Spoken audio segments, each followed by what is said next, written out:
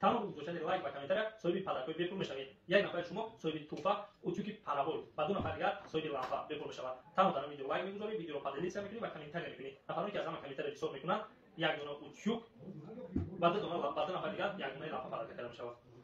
دیگر در تاجیکستان ماشین جک اورگینال نیست، همش ازبکی میباشد. این رو همون سوداگران میگویند که جک نمیفروشند یا که جک ندارند، دیگر مدل ها رو تعریف میکنند، ولی در مغازه ما هر مدل دیگر میشود.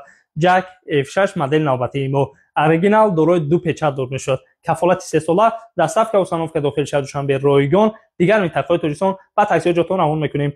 ویدیو رو تا آخر تماشا کنید. نرخش همگی 3200 سوم. ماشین اوزلا دارد و ما پیچ ها رو به شما نشان میدهیم. پیچ یکم در تگی ماشین،